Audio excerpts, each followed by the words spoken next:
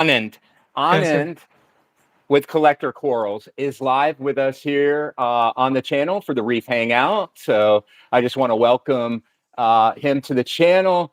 It is a pleasure to meet your acquaintance. I've heard great things about you. The community here was encouraging me greatly to reach out to you and make acquaintance and bring you on for live. They said this man is a wealth of knowledge, and I really love getting into some deeper discussions with some of the most amazing acro keepers in the community. So I'm very honored and very stoked that you took the time out of your schedule to join us here. So without further ado, welcome.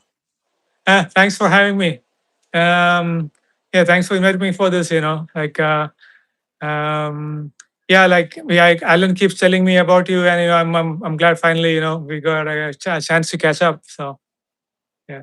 Excellent. So basically, since it's our first time like hanging out, like I've hung out with Alan on these lives quite a few times. So sometimes we're Uh-huh. just getting super casual. But Yeah, yeah. in fairness to and to you and to getting to get acquainted and everything, I generally like to Mhm. just sort of take me through your history, like what made you fall in love with these animals and then after that, like kind of give me a walkthrough, sort of like your passion for, for reef keeping, what got you into it. And then from there, then just bring me up to speed or tell me about the different stages that you went through. And then I know right now I've been on your site, I've been doing a little, background work, and you have an insane collection, first of Thank you. all, and your corals are absolutely beautiful. They're groomed. They're just absolutely stunning. And so Thank you. you certainly caught my Yeah. eye from that perspective. And so Uh-huh. I like I said, I wanted to bring you on, and we can then get into your business. Talk a little bit about like kind of what your vision is, and all of the details. But first and foremost, we Mhm. sort of share this connection for the sea, and we all Mhm. have our own story of sort of what got us inspired. So Yeah. without further ado, why don't you go ahead and give the community here a walk through sort of your past, your history, and all of those things, and then like I said, bring us up to speed. And if you want to dive in Mhm. with your camera and show us your systems, like your Definitely. philosophy, all of Yeah. that stuff. So everything started when I was probably 6 years old. Like my dad took me to a fish store to get a fish tank and some red mollies and angelfish. So and from there, I was always hooked on to fish keeping. So this was in India, and I ended up here later in the 2000s, and then I checked out some of the fish stores around here, and I could see saltwater fishes and corals, that I could never get back home. So um, I got really interested. I just really wanted to try one out, and then um, one of my friends here gave me a 120-gallon tank to start out with. So I just got that. I added a few yellow tanks and a bunch of Favia and green slimer stuff Hmm. like that. Um, but it was a disaster because I have no idea what I was doing.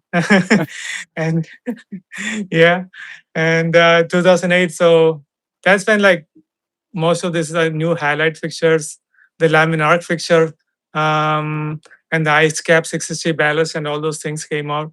So I ended up buying a 240-gallon cube, like 4 by 4 by 24 inch, Okay. and I did it right. I got the best skimmer, best salad bulbs. Back then it was the ice cap. No, no, see um, reflex 12K bulbs, and then the ice Excellent cap. bulbs, by the way. Yeah, the best bulb, and the ice cap 660 ballast with four Hmm. T5s. Oh wow.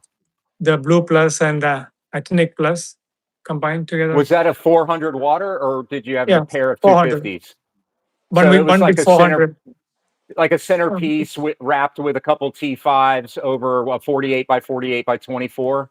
Yeah, highlight 400 highlight was on a light mover, so it was moving back and forth. So it was giving full coverage. So the whole tank was filled up in like an year and 2 years. From fracs to colonies. Okay. The colonies were touching all the way top on top, and Yeah. it was run by a calcium reactor from the beginning. Now, what time frame was this 4 foot cube in? Because I'm a cube fanatic, man. Just so you know, Uh-huh, like I uh-huh, have a passion for cubes. What's up, Yas? I have a passion for cubes. I had a 70 uh-huh, gallon cube, and then I had uh-huh, a 112 innovative. So, uh, and then I've had others in between. So something mhm, about that mhm. design was just that's my dream tank, just for what it's worth. The Yeah, the 48 depth by is 48. insane. Totally. The depth, you can sit down and see the corals on top of reflection, and it's just insane. Nothing can beat that view. And um, what was I about to say? The flow was a challenge. So I Oh ended yeah. up adding a bunch of MP60s in the back, pulling forward, and then I had two wavy Cs back in the day. Okay. The return pump mover, so that was moving water and helping with the flow. Right. Um, and it could grow everything, including some of those Australian enchinadas. Back in the day, that it's so hard to keep them nowadays. But I back think I then, remember this reef. This one was on Reef Central, wasn't it? yes, the 2015 Can you tank tell of the me the month. title of your thread? Just because I bet you I can remember it. Yeah, it's a Keimer tank of the Uh-huh. month from That is so right. 2015. Yes, Yeah, yes, man. Okay. Well, hey, yeah. belated congratulations here, you know. Thank you. It's an honor, especially in the old days on Reef Central to grab that Reef of the Month is like a feather in the cap, dude. Like so that's Oh, it's incredible. so much. Yeah, yeah. I mean, Yeah. it's crazy how things change. Now Reef Central is no more. Yeah, It's but you just know what, yeah. man? Like, I think it was an important thing for the time, Uh-huh. Yeah. and I know we've sort of moved along and people are doing Mhm. various different things, but Yeah. there's something about that time frame that really, hits with me, like it really hits something special with me. And Right. some of the guys that, I've like you now, a Reef Central head, and a recipient of a Tank of the Month. It's just an honor. Like, all of the people that are hanging out here on the channel are just accredited and just absolutely just killing it. And I'm just stoked to share time with you and learn about this. So now I remember this tank clearly. Uh-huh. And so Uh-huh. thank you for jogging, Oh, my thank you. memory. I do work Right. I work hard at it, but yeah, Yeah. sometimes, we lose our memory Yeah. a little bit. But Yeah, no problem. Yeah. it's good to learn. Yeah, and it is interesting. So Reef Central haven't published any tank of the month after mine, so mine just stays forever on there. That is right. Okay. That's why it's like so on my frontal. It's like right there on the Yeah. frontal lobe, and I'm just having a hard time grabbing it. And it should be so easy because I still Yeah, go back to Reef yeah, Central yeah, all the yeah. time, just Mhm, sort of to mhm, dig through the SPS forum and just see if any new names are popping up from back in the day or anything like that. And so yeah, it's right. it's funny because like the last posts were like JBNY, and I had him on too. And funny I see. enough, we were talking about the reflux, and we Oh, were talking yeah. about that 12K bulb, and I had one myself, and Uh-huh. it was as crisp, if not, I think as crisp and clean as the 20K radium. Yeah. It was a little different, but it was Mhm, for me. I remember it being sort of a standalone bulb, and at 12K, it was really hard to find something that could be pleasing to the eye, but also get mhm. that punch on the reef. So I yeah, know. man, good job with that one. And it's so sad they are out of business now. It is such a Yeah. successful bulb. Why would you do that? I don't get I don't get it. But yeah, So because it could grow. are Yeah. you still dabbling in or in halides, or have you sort of Oh, like no, moved no. on? Moved on. So Okay. it's in 2015. That's when people started building this DIY LEDs. So I was up late night trying to solder these LEDs, and build those fixtures, and tried my first LED fixture, to complement the halide. I mean, it was still so premature back in the day. It was creating these hotspots and causing issues. Uh, but moving forward, then I got into the Orphic lights. Hmm. This was maybe 2017, 18. Hmm. And I set up my 375. So I moved houses too. So from the when I moved, I had to get rid of the cube because it won't fit my living room nicely. Oh, I see. Um, so I got rid of it and I ended up getting a 8 by 30 by 30 display tank. So 8 feet by 30 inches by 30 inches. So 375 gallon. Um, Started off with a lot of corals from my old system. So I have corals that I bought in 2008 still in my system Nice. upstairs. Yeah. So what's the so do you have any of the like the ORA classics and like from back in that Um, time frame or you or what kind of corals do you still so have that you're remaining? so the Favia, the normal, the pink green Favia. Then I Hmm. got the ice blue humulus. It is the battle corals. Yeah, that's a What? killer one. Yeah, the blue Hmm. humulus. I still have that one. Then there were this few no name ones that I picked up from the local fish store that I still have. Acros still growing in my system. So then Greg Heller Aquamarine Jewel. So that's another one I had from back in the day, still in the system. And a bunch of stags, different type of stags still. They just grow like weed, and I just have to keep on trimming. Yeah. Yeah, I have the old lime in the sky, right behind here. It's over there somewhere, but Oh, nice. um it's to me, I've kind of fallen back in love with the hobby again. I took a little bit of a Mm. break, and so Uh-huh. I'm delighted with like literally any coral. I mean, like I love acans now, probably because they're doing well. Yeah. I'd never really kept them, and then now I love them. So Oh, it's yeah. funny how we Mm-hmm. kind of have these periods where we're sort of like a wave. Or like when we breathe, we have periods where we're inhaling and periods where we're exhaling, sort of like the Right. economy, right? In Yeah, and yeah, out. yeah. It's like it's a Yeah. natural rhythm.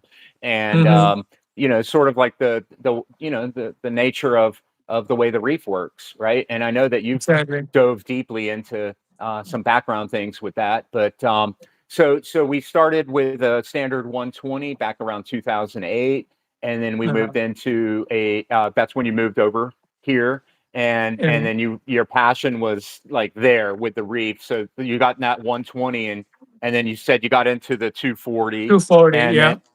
then you got the recipient and the last tank of the month that ever was on Reef Central, which is that's even bigger honor right there. The first and the last got to be the two biggest honors.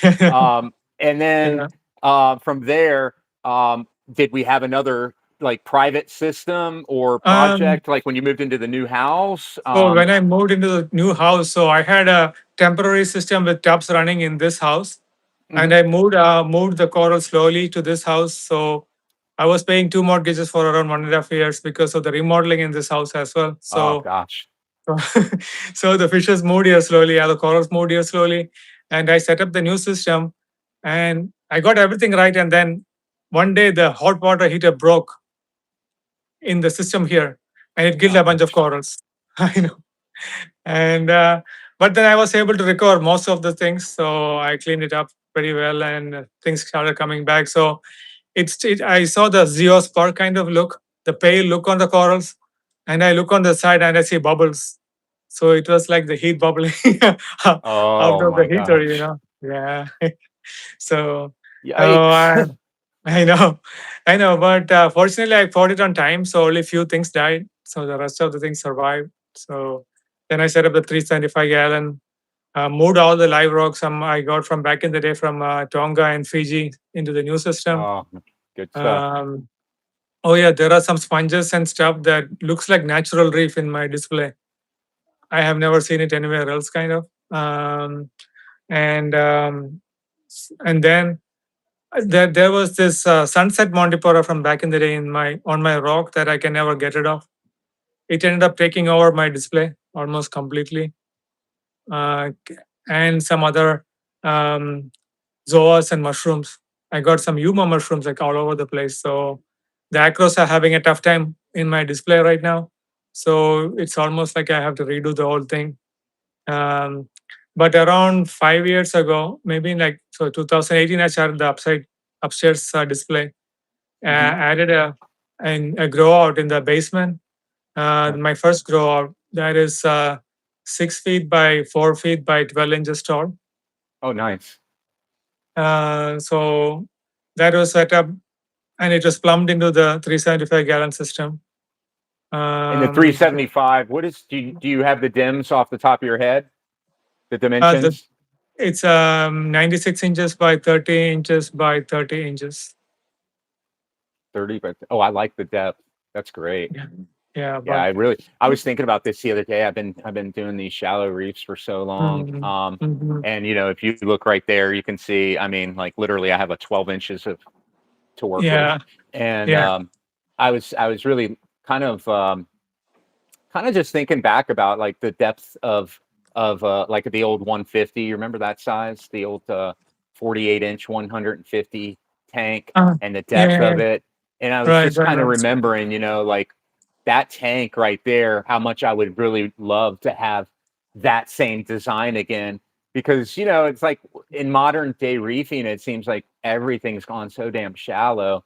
So to see a Mhm. 30-inch tank, you really can give the fish more of a Sometimes chance it's like, to feel kind of naturalistic, if you will, in their mm-hmm. environment. And so that's Yeah, something that I feel bad about with this. I do have a tank in waiting that I'll upgrade to eventually, yeah. but Mhm. yeah, that's a great dimension. So you're like 96 inches. So that's what, that's 8 feet. 8 feet long Yeah, yeah. by 30 by 30.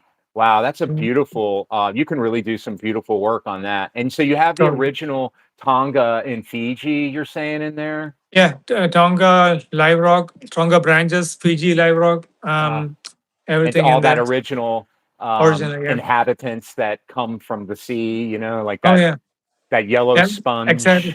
Yeah, the yellow sponge. I have I some of got some that. It's orange sponge. beautiful. Yeah, Do some orange you? round thing. I have no idea what it is, and they grow pretty everywhere in the tank.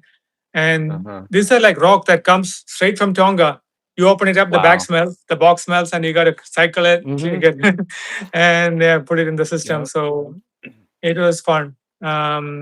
There was one time I got this rock from Indo that was like full of life. It was like full of algae, like growing, like different, like Uh-huh.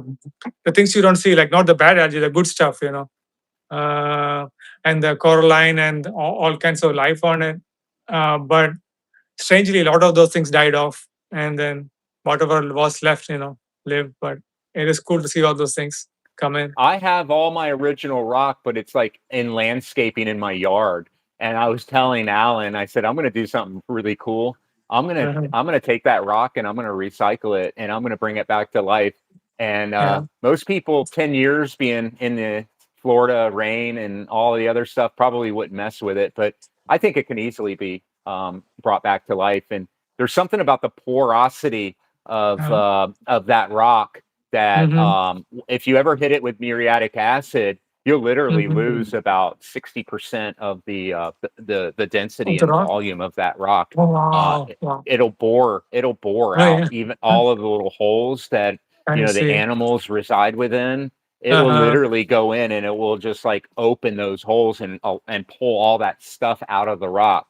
So Oh, wow. you have to be careful because it can literally almost disintegrate. It's that aggressive on that Mm. original live rock. Now That's the crazy. modern stuff like Marco and that real dense stuff, Hmm. it doesn't do Yeah, anything to it's that. not the same thing exactly. That I mean, that's all you can get nowadays, right? It's just insane how things change now, and you cannot get any of those the good stuff anymore. I Yeah, had a it's time when, yeah, I had a time when my local wholesaler got maybe like 20 pallets of Tonga live branch rock, straight mm. from Tonga. It was I could just pick whatever I want kind of situation. So you've got a coral flat that's pretty insane. Yeah. Now that is the one where you're cultivating your collection, hence the name collector corals, right? So the idea behind, I would imagine, the strategy is Mm. sort of to focus on certain types of corals, maybe like in a specific range. Like are you is that sort of like your model is like you're going to be honing in on like because I've seen you have some beautiful high end corals. So your Uh, collection looks like it's a very expensive collection. So, mhm, and mhm. that's just what you're listing because we all have our special vaults, right? Right, So, right. you know how it goes, man. We always have a vault. So, with that Yeah. being said, Uh-huh. if you want to talk about like, sort of like your philosophy on reefing, Yeah. like maybe Mhm. how you visualize a reef running. Yeah. I've got a grasp on a lot of different ways that reefers Yeah. are sort of doing their thing. Mhm. Some lean on more on technology, some lean more on biology, some like to run sort of like this hybrid. Myself, I'm with the reef every day, so I really don't need all of the like the controlling mechanisms and the monitors and so forth because I can Mhm. literally get hands on with the tank at any minute, Yeah. particularly with feeding and whatnot. So I kind of, me Mhm. personally, I like to throttle sort of that KISS, approach. But with Mhm. that being said, I recognize that there's just so many ways to go about this. So staying with open mindedness and for the benefit of the hobby, Mhm. walk us through, sort of like how do you Uh, interpret reefing and and I see you have an eye for acroporas. So is that sort of like your main focus? And just go ahead, take it away. uh, so I was like, so I got the first grow out, right? That was running for 2 3 years. Then I ended up getting the tank behind. That's the second grow out. Um, Okay. that is a 7 feet by 3 feet by 16-inch tall. So better height because I Okay. was having trouble in the 12-inch tank. Things are growing and then hitting the Popping ceiling out of the kind of water. problem. Yeah. So this is kind of better, but I'm getting another set of tanks that is going to be 18-inch tall. So more space. This is still not. This is okay, but it's better to have a little bit more space for the fishes to swim around. So that's only. Hmm. So so like the my so before back in the day, everybody was talking about zero phosphate, zero nitrate Hmm. systems, right? So it took a while for me to get my head wrapped around high nitrate and decent phosphate levels. So that's when, like in 2020, like I started dosing nitrates into the system, and I mean things turned like the colors improved, on more, a lot of the tech corals like the tenuous and stuff. And I was onto the Red Sea ABCD regime for the trace elements, and the combination like kind of really worked for me long term. Even now, I still use the Red Sea ABCD for my baseline, Okay, that's and the 3 part, or is it a 4 part? I think it's a four it's a part, isn't it? it's a 4 part trace element mix. Trace element program. Trace Yeah, element, yeah, yeah, yeah. I yeah. found it to be gentle. I thought it was. I've used some other ones. I won't mention the names, but I Hmm. would see corals not responding favorably, particularly Hmm. smoothies. And Hmm. I think it's maybe a higher concentration of some of the heavy metals, perhaps. But I Yeah. don't know that for sure. But yeah, so I always thought the Hmm. Red Sea offered a pretty straightforward program, and, Yeah. and and I never really felt like it was too aggressive or anything like that. Exactly, and it's also very economical. Like each bottle, Hmm. you dose probably for the 200 gallon, like 1.5 ml a day. It covers a lot of things, and Hmm.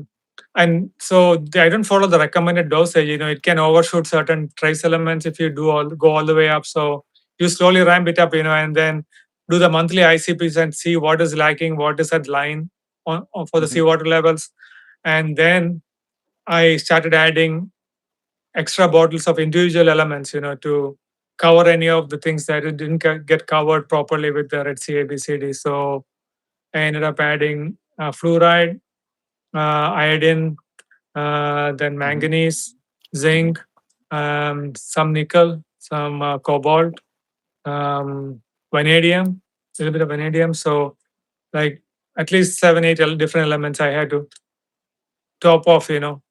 I Hmm. mean, I don't want to increase red CABCD because the iron can go up too much, or iodine can go up too much from those bottles. So I kept it steady at a particular level, and then did the peak loading for the rest of the elements. So And you're doing corrective dosing on a like yeah. on an ICP, and then you're using Hmm. targeted ions specifically to find wherever level your desirability is. I would imagine some sort of a neutral point, not a high, Yeah. not a low, somewhere in No. between. Somewhere like so that most of it they give a range, right? So I try to hit the middle of the range or the Hmm. bottom of the range in most of the cases. Yeah, it's Um, smart to do that. It really is yeah, because then you're not riding that edge, you know. exactly, exactly. Yeah, for something like manganese, I'm still at the bottom of the range. Hmm. I keep on increasing the dosage every time I do an ICP, but still hard to achieve like the middle of the range kind of values. Maybe it's getting oxidized fast and getting out of the system too quick. So um, I mean, I'm not too worried about it, but I'm just it's something I noticed with manganese. Yeah, it'd be Um, interesting to see if maybe some of these in transit, maybe there's something that happens in the bottle during transit to that a mhm, reaction that could mhm, happen.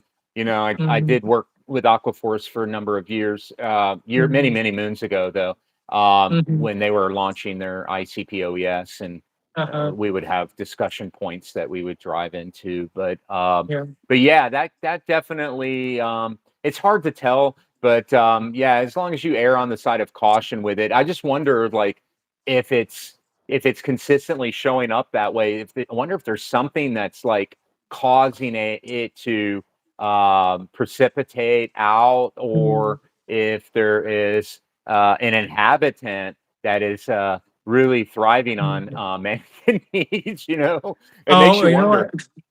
I talked to some scientists who actually work with producing some of these products. So they were saying it's the UV light that makes them That makes precipitate. sense. So yeah, Mhm. so it was interesting. Like this happens in the ocean as well.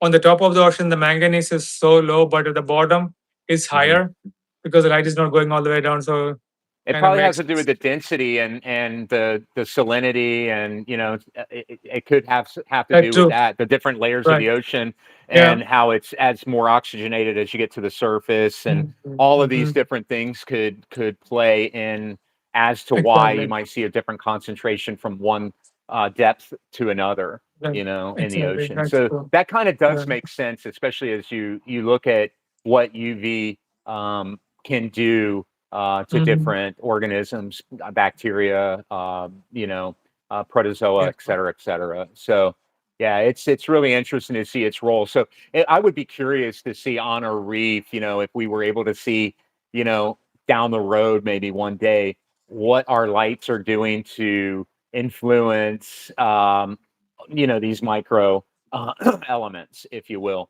It would be real interesting to see what its impact was. But nevertheless, here we arrive. Something's taking it and removing it from the system. So, because so many Mhm. ICP tests in a row, it's hard to believe that the test has an issue if it's an ongoing scenario. Exactly. And I mean, so I try to do at least one ICP every 2 months, sometimes once a month I do. Hmm. And it's kind of very consistent. So every month when I get the test, I change the daily dosage to accommodate the correction for the next time. So the last couple of ICPs, I haven't had to do any corrections basically because everything is kind of dialed in situation. So, Um, so are you doing like Alan? Are you doing super high par? Because I know that you're using some of some. I think you guys are doing some crossover strategies. If I yeah. understand correctly, like Mhm. kind of collaborating on certain projects. I mean, not that I'm asking for you to release that Yeah, yeah, information, but yeah, yeah. to a lesser extent, Uh-huh. when I look at your corals, Mhm. sometimes, to be frank with you, I get confused on whether I'm looking at Alan's corals, because y'all's corals look so good, but look so similar. I really sometimes have a hard time discerning between, like individual coral shots. So that's a testament. Oh, That's a very nice compliment, by the way, and to both of you. and then so I share reels with Alan too on Instagram. So ours are shared across both platforms. So you will see my coral in Alan's post and Alan's corals in my post as well. So yeah, that's why. Yeah. Yeah. Yeah. Yeah, so that's probably some of it too. But Yeah. yeah, I mean, so keeping that in mind, are you operating with, sort Uh, of, I know uh, that I see that you offer Aqua Wiz through your channel or through your business. yeah. I'm not sure if you're actively selling that as a retail partner with them or not yet. It looks like you're set Uh, up for that. So you're yeah. welcome to plug in. I mean, this I don't do anything like that here myself. Mm-hmm. This is just a homegrown, we Yeah. just chill out and there's no real restrictions. So you can like kind of let it loose here if you want. I Okay. don't really care. Uh, But so with first, that in like, mind, I want you yeah. to take advantage of the opportunity to meet the community. A lot of people out there may not Yeah. be watching now, but they do hit the Mhm. repeat. And so any opportunity you want to plug in Yeah. for collector quarrels, make sure that we cover that. But your strategies and they seem very similar to Alan. So anything that you want to really get into, Oh, lighting yeah. wise or nutrition wise or filtration wise, any particular sort of, I guess, what it may differentiate you from Alan as well. So by all means, like Mhm. share your vision, you Yeah. know. Yeah. So with Alan, so we have been working on the concoction for Hmm. from the beginning of the year, maybe or before.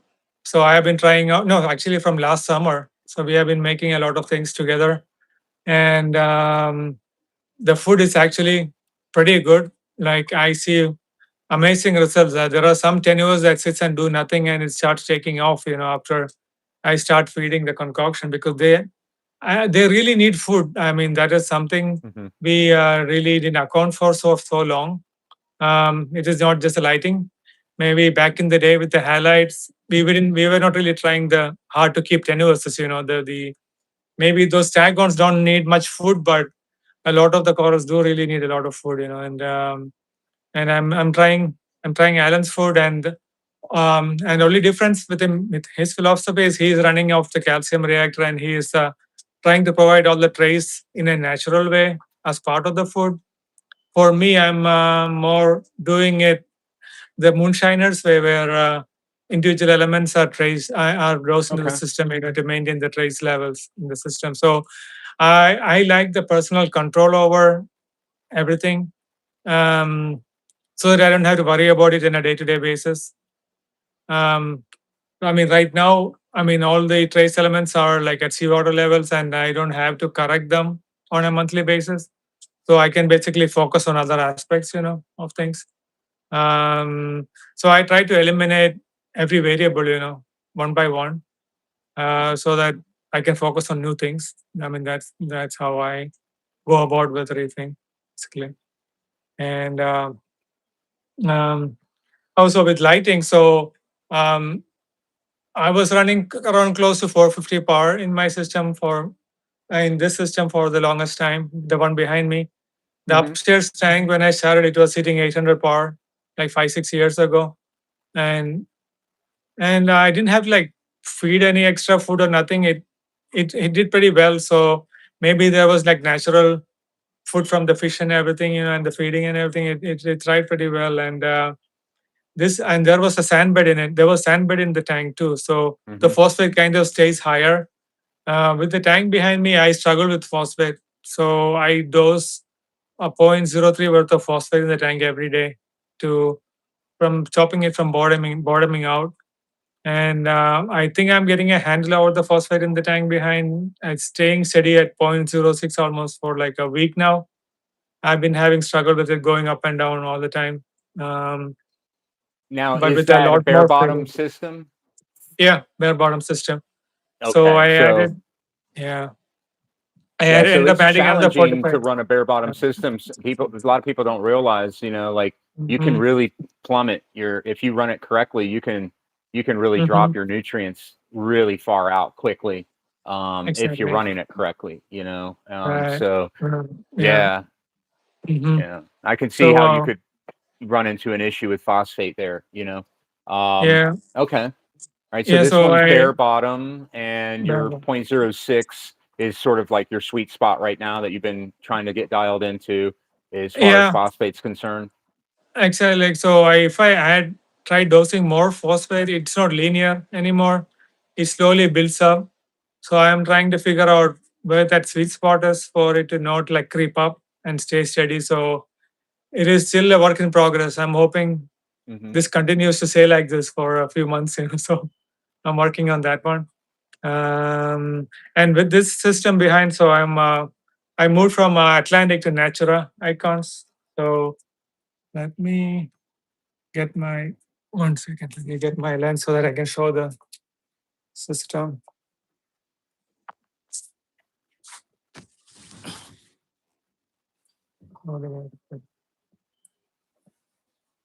So this one is running at full blast. So this is getting Woo! Those are all Orfex. That's what yeah, they look all our like. Yeah. Orfex Natura icons. So the new fixtures. Wow, that is golly, look at all that color. Woo! This is full spectrum. Every channel at same Now I intensity. know, but your corals are popping with full spectrum. So, Yeah. like that means you're my good old friend Mr. Biggles used to say if it doesn't show color under white lights, it's not colorful. So, Yeah. um, when you can So see right. colors like this, you can tell your spectrum is super full, but you can tell that they're getting tons of nutrition because you can just see their tissue density. I can see it from here. That is a speciosa. Wow. Those are Yeah. so hard to keep too. Look at all the polyps on it. It's insane. Yeah. I mean, it's not like I out of 10. It's one of 2 out of 10 that survive. So it is hard. Wow. Look at those. Yeah. You got a really nice collection of those. Those are hard to keep. So are you on Mhm. any second, third, fourth gen on those? Like where you're of cultivating them, like to where you've continued to like add new gens to them? Because I would imagine when they first come in, they're very sensitive, but maybe after 2 or 3 generations, it calms them down a little bit. Maybe you can speak to that. So I haven't been able to generate a second generation yet. So the growth is so slow. It just sits Hmm. like this, and see you can see the side that's a new growth over there. So I'm Hmm. hoping to like harvest a new growth and try start out again maybe in a few months. So it's just Wow, work look at all in those. progress. Their polyp extension is insane.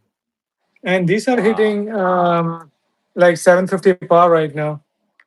Okay. Out, So out are of you something. seeing similar things with your experience on your Aqua Wiz that Alan is as far as, like your AM to PM pH and closing that gap? Are you using sort of like a very high par, like 12-hour scenario and like an end of day feeding type Uh, thing, or are you doing a little bit so different of a strategy? I'm doing a little bit less because when I increased my full part to 12 hours, I was having trouble. Like some corals didn't like it. So I reduced it back to like 5 hours of high power and then go down to 450 Uh-huh. power for the rest of the day. Okay. So it is like, I feel like it needs a lot more feeding to reach that power level. And I'm not like Hmm. around to feed it so much. So I'm trying to figure out how to slowly achieve those levels. So pH wise, I mean, I'm not seeing those results as Alan because I only have one chamber. He has like 3 or 4 chambers to get rid of all the carbon dioxide, in the system before it gets Hmm. into the tank. With this one, I still go down to 7.9 at night in this because That's of still incredibly good. So are yeah. you using calcium reactor as well for your main minerals, or are you using like okay, yeah, you are. Yeah, Wow, yeah, that's loaded. Yeah, that's a and big this boy. is 200 gallons. This is for, and I had another calcium reactor sitting, so I chained it together to see test out Alan's way of reducing the carbon dioxide. So the effluent from the first reactor goes into the second reactor and gets recirculated in here and goes into the system. Uh-huh. And so it is controlled by Aqua Wiz. So the bubbles are controlled by the Aqua Wiz, the CRA, Hmm. and that's the Aqua Wiz KHA. That's the alkalinity controller. So the alkalinity What is controller your tests target every on hour. that? On the 8.2 is the target right now. Oh, that's beautiful. Yeah, that's Yeah. excellent. I mean, if I raise it up, some don't like it, so out for me 8.2. Um, and So this tests every hour and gives information to the calcium reactor controller. So calcium reactor controller works based on the hourly kH needs of the system. So I can see my calcium reactor picking up at around 8 in the evening through like 4 in the morning. That's when this takes off, you know. Wow. So I know exactly when my corals are growing, which hour of the day, That's and when it that's peaks out, uh it's been. that's an incredible tool to help you to wrap your mind around. I mean, through observation, it's probably helping, like Uh what huh. your observations are. It's probably helping to either reinforce or at least solidify some of your anecdotal thoughts and observations. Right, right. And the interesting thing, we figured out with Alan, that the delta pH variable in Aqua Wiz kind of shows you when the photosynthesis kind of peaks out Hmm. and when the coral skeleton building starts. So you can know like when the corals are hungry and when to feed the corals. Oh, wow, With the with that's how some great Aqua Wiz gives you the information. data. Yeah, exactly. So, are you So feeding? Are you just feeding fish, and are you feeding concoction? Are you feeding multiple times per day? Are you feeding with pumps disabled, like in a slurry manner, or any particular strategies on feeding and nutrition? so I got that frozen food feeder Oh, you did. in Okay. creation. Yeah, yeah. So this one feeds the system like 3 or 4 times in the evening, starting at 6 p.m. when the delta pH peaks up, all the way to like 9 or 9 p.m. So 3 4 hours of constant like feeding every half hour.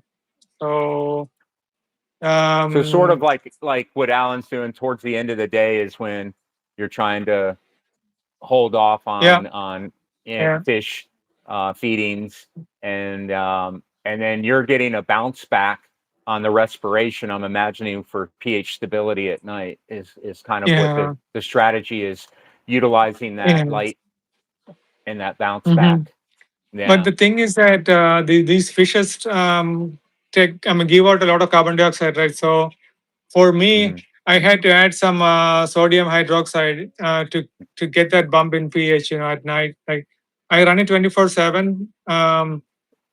So I'm thinking of like adding some aerator, to Hmm. just aerate the water in the sump to get some more bump in pH. So because Aqua Okay. tells me I can improve my pH by 0.1 if I aerate the water. So I'm going to work on that. Well, you're in a This basement, weekend. right? Mm-hmm. Yeah, so I imagine, like, from a fresh air perspective, you Mm-hmm. probably, you may or may not have limitations depending on whether you have an air exchange, type of deal set up. So, Uh-huh. I are do. you drawing fresh air for the protein Yeah. skimmer or anything like this? Uh, no, I do have a heat recovery ventilator that's constantly bringing fresh air. Uh-huh. But my area is kind of at a high carbon dioxide level area, with maybe because of the traffic and the cars. I have no idea why. Because Yeah. my so so I really like with the with running the calcium reactor is kind of a struggle. Um, but with the other system, I don't have this problem because I am running two systems in reverse life cycle, so the Hmm. pH stays kind of steady throughout the day because the other tank is acting as a refugium for the other tank. So they flip over, So the Yeah, lighting schedule flips over. you could Yeah. look into spider plants are Mm-hmm. excellent for indoor growing, and you can Uh-huh. put them around the reef tank even, and they're not going to Uh-huh. harm anything. They throw out babies like on a vine. They kind of they fall down and then they Oh. grow up, but they are excellent at cleansing air. Oh So wow. purification, Uh-huh. particularly. So I would imagine you could probably benefit by maybe, Uh-huh. adding plants, just adding a few house plants in and around the tank. It may do something, it may not, but I don't think Makes sense. 7.9 is anything Yeah. to get even concerned over, Yeah. to Yeah. be honest with you. So Yeah. Yeah. I mean, I'm hitting that because I'm dosing around point 4 mhm, DKH worth of sodium hydroxide. So yeah, I'm able to get there because of I'm doing something extra for it. So I'm not mhm. able to naturally reach Alan's levels. That's what I was saying. Yeah. Well, he's with Alan. I think it's like he's on an autobahn in a high speed car, and Hmm. he's going very fast and very Yeah. hard, and that's Exactly. great, and like he Yeah. said, at some point he might have to put the brakes on and allow that to Yeah. sort of fade down a little bit, but I that's certainly up to him to do whatever he wants. But Yeah. um in the But he's yeah. realistic realm, um, Hmm. I think a pH fall of a few points is sort of the normal. I think there are ways, like you said, you can add a pump that's disturbing the water in the sump, maybe adding Right. aeration. Hmm. I don't personally use filter socks, so I have like that cascading effect. And if you look behind me, you can see my Hmm. water's hitting directly to the tank, splashing. I like that because I like the Oh, sound. nice. I Oh mean, that's yeah. just Yeah. Yeah. me. It's peaceful to Yeah. me. So Yeah. I love the sound of the fish tank. If I didn't have it, I probably wouldn't Hmm. want to have a fish tank. That's a part of part of the thing for me because, Oh back in the yeah. day, we had a hard time silencing the systems. So Yeah. for me, I kind of just got used to it. And now I Uh-huh. I couldn't imagine not having some sort of sound of water trickling or, movement of water. It just is so peaceful to Hmm. me. So, and then as Yeah. far as plants are concerned, you can see I'm a plant fanatic. So Oh, nice. Yeah. I In don't know Florida, how I'm I'm supposed. jealous. You can grow all kinds of plants there. Yeah, where are you Yeah. at, by the way? I'm in Chicago. Like I'm Okay, 20 you're minutes just away right from down from Allen. him. Yeah, right down from him. So, Yeah. Well, so with all respect, we kind of got hit hard this year. We lost a lot of stuff. We were losing a part of a season is essentially what's going on. All my plants, my mangoes, everything has made it. It's just they're all uh-huh, literally starting from the root back down at the bottom of the base. So all of the everything that's been built up, their canopy uh-huh. basically has to come down. Bananas all restarts.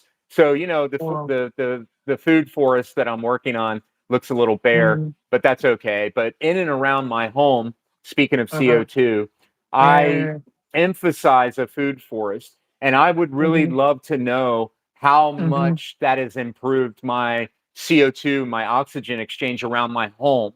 And then Right, bringing plants inside and leaving doors open and windows open constantly. right. I believe that there's climates and Hmm. then climates within climates and then microclimates. So like even where you're at right now in your basement, Yeah, each tank may have yeah. its own little micro thing going on that may not Right. have the exact same response, same pH or Hmm. throughput as far as minerals and stuff are concerned. So each one Hmm. sort of shares its own probably unique ecosystem or micro ecosystem within. So I think that's certainly worth exploring in the future. I think it's kind of why Hmm. we can't really duplicate really anything so Uh-huh. specifically from one to another, in my Exactly. thought. Yeah, very much. Because right now I was just checking the CO2 levels in the house. It's 835. Mhm. Um, I know people who gets like down to 400 and stuff. I'm never able to get that level of CO2 levels in the house. Most of the time. So yeah, definitely. Like it depends on where you live.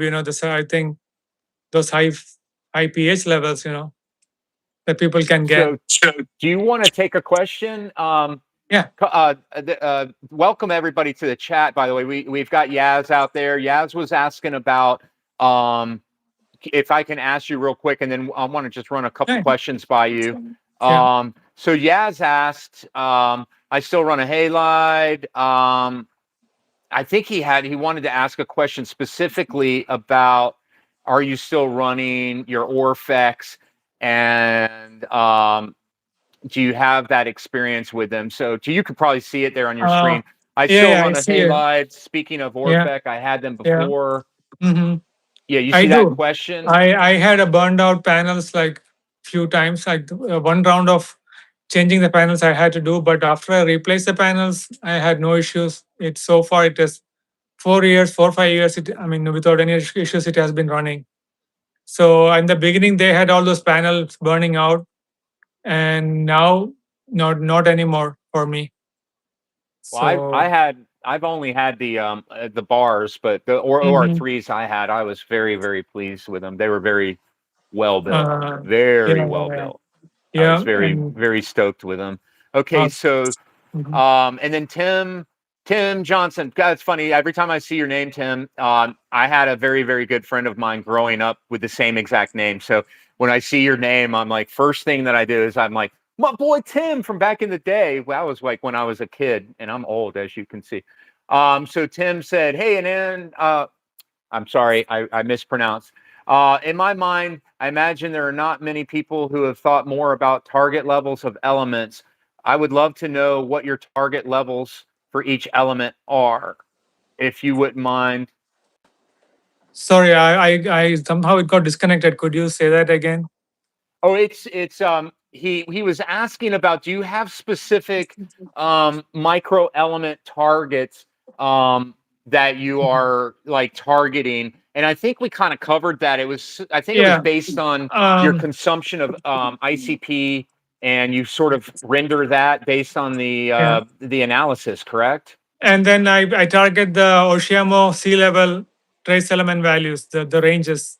That's what I target for, basically. Okay, awesome. Yeah. So yeah, Yeah. Tim. So yeah, he's I would imagine, normally they have like a middle of the road level, and I think that's what he's wanting to hit, that middle of the road target, Yeah. because if you have loss or gain either way, Mhm. it's kind of giving Mhm. you a less of an edge to ride. So that's perfectly makes Yeah. sense of your strategy there.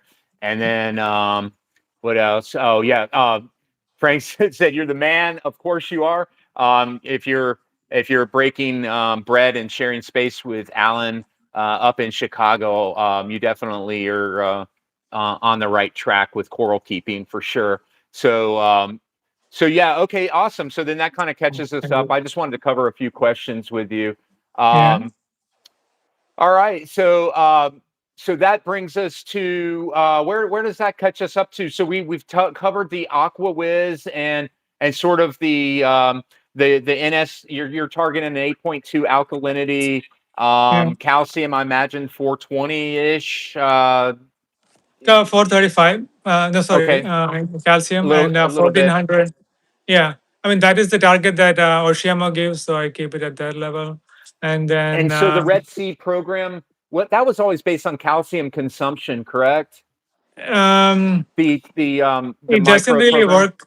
I know, but since I'm running calcium reactor, I have no idea what the consumption is True. basically. This is true. so, This is so true. So you really yeah, need to utilize the observation and the ICP OES to, or exactly. the So, analysis to so to yeah, to get your set yeah. points.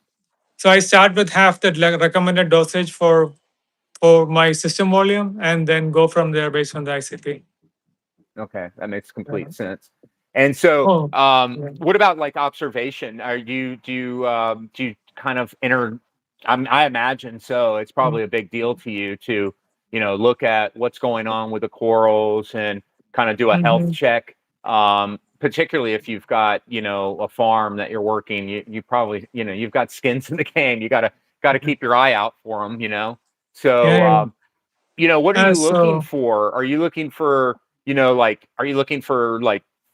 any particular like trends when you're looking at the coral to sort of kind of tell you a little bit about colors and where you think you're sitting, or because back in the day, I know you've been around and you've been very successful, so I know that you probably have wrapped your mind around what micro elements influence what colors. mhm, Um, mhm. if you've gone down sort of that rabbit hole, are you seeing any of your sort of hunches that you're making through observation? Are you seeing that come through with like what you think is going on with the reef, and is ICP sort of helping that, or do you find that it's different than your eye calibration? So the thing is that I don't focus just on one element. I work on everything in one shot, like make everything move up to the seawater levels. Hmm. So I really like don't know what the impact of one element is, but I know when one certain elements are low, they fade out. For example, fluoride, iron. Um, I mean, corals dull out a little bit, when they are bottoming out. Fluoride is going down. Um, I see. I mean, corals being less bright as usual. Okay. So sort of a Um, dull kind of like they're dull, just not dull, popping and showing, all of the exactly. brilliance that they Yeah. normally would Yeah. show. Right. Same as potassium. Potassium, if it's going down below 390, you can start to see the blue colors fading a little bit. Yeah. So yeah, getting it back up to target, everything looks nicer again. Um, and with torches, so my other thing is I put a bunch of torches in there, like into 2020. So they really love fluoride. When fluoride drops, if iodine drops, they don't do well. They shrink in more, and we start losing a few of those torch heads, eventually. So keeping those values at the target levels definitely helps with So torches. the torches are telling you a little bit about kind of some things that if they are not responding well, kind of like a Hmm. canary Yeah, in the system. and with the latest batch of salt, I was having some issues, so I was wondering what's going on.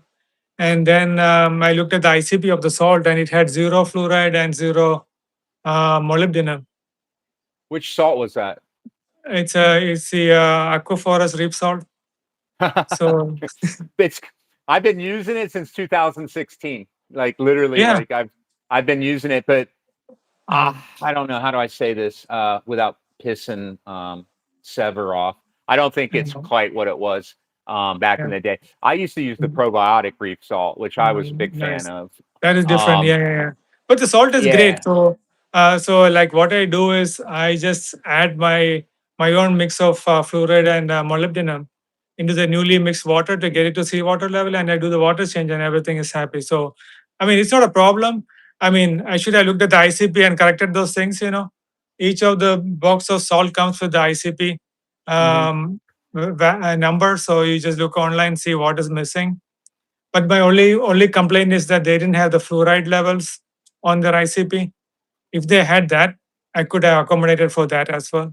You know, I thought they but usually would fortify them. Maybe it just was one from one batch to the next type thing.